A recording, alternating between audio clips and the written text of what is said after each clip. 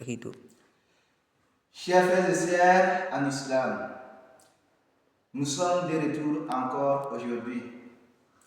Il est vrai que nous parlons avec la clarité.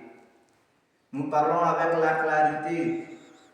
Donc, mesdames et messieurs en islam, frères et sœurs en islam, il est vrai que chacun de nous qui aura l'occasion de trouver cette belle rappel de pouvoir transférer à son ami, afin que nous puissions nous faire des personnes utiles. Je dis afin que nous puissions nous faire des personnes utiles auprès de Allah subhanahu wa ta'ala, que Allah nous facilite.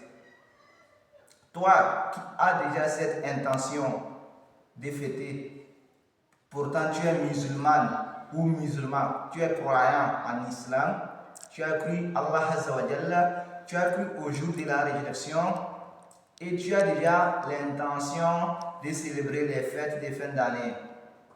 Écris dans les commentaires que Allah subhanahu wa ta'ala me pardonne. Et tu fais en sorte que tu oublies cette intention. Tu ne dois plus le pratiquer puisque ce n'est pas du tout bon en islam. Toi qui n'as pas encore l'intention de célébrer la fête de fin d'année en tant que croyant en islam, écris aussi dans les commentaires que Allahu Akbar, le sauveur. Tu écris Allahu Akbar, le sauveur. Ça veut dire quoi? Tu dis Allah est le plus grand. Il est ton sauveur. Allah est le plus grand. Il est ton sauveur. Donc, mes chers frères et sœurs en islam, les fêtes de fin d'année ne sont pas pour tous.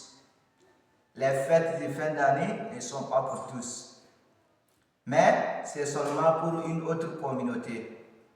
Chaque communauté sur la terre ici a la manière dont il célèbre ses fêtes. Je dis, il a la manière dont il célèbre ses fêtes.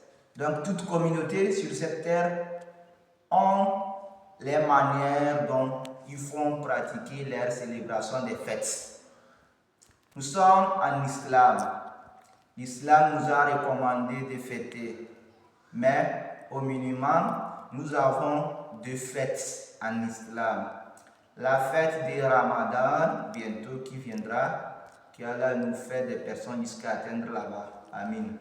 Et la fête de Tabaski, que nous avons communément appelée la fête des moutons, aussi, c'est la fête des musulmans. Ça.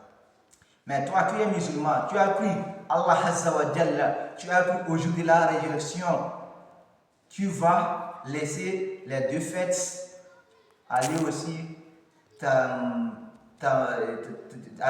lancer dans les fêtes que le prophète alayhi salatu wassalam n'a pas célébré.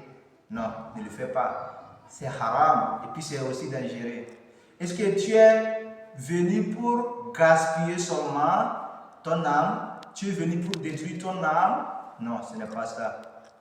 Il faudrait que nous allons nous connaître mieux. Nous allons nous maîtriser mieux. Il faut être responsable de soi. En tant que croyant en islam, tu prends bien tes responsabilités. Je suis croyant en islam.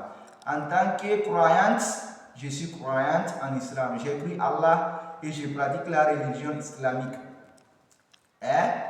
Nous devons faire cela. Mais il ne faut pas que nous sommes summa amanu, summa kafaru. C'est négatif et puis ce n'est pas bon. Dans le Saint-Coran, Allah nous a parlé de ces gens de gens. Allah nous a parlé de ces gens de personnes. Donc, il n'est pas vrai que tout le monde se dise nous allons fêter les fêtes de fin d'année. Pourtant, d'autres sont des musulmans, d'autres sont des croyants en islam. Il n'est pas du tout bon. Le prophète sallallahu alayhi wa sallam, paix et salut d'Allah soit fait sur lui, n'a pas fêté ses fêtes. Alors pourquoi nous d'aujourd'hui nous devons fêter? Pourtant, alayhi salatu wa sallam n'a pas fait. Le prophète alayhi salatu wa sallam dit dans un hadith que quoi? Celui qui ose à faire une chose que lui il n'a pas fait, la personne n'est pas dans son axe. La personne n'est pas quoi? Dans ses compagnons. Ok, les hadiths et le Coran nous disent que chaque communauté serait derrière son messager. Nous sommes des croyants pour Mahomet. Allah Azza wa Jalla, la paix de lui et le Tout-Puissant soit faite sur le prophète alayhi salatu wassalam. Nous sommes des personnes qui ont cru au messager d'Allah appelé Mohammed sallallahu alayhi wa sallam. Nous ne devons pas nous mettre dans les fêtes de fin d'année.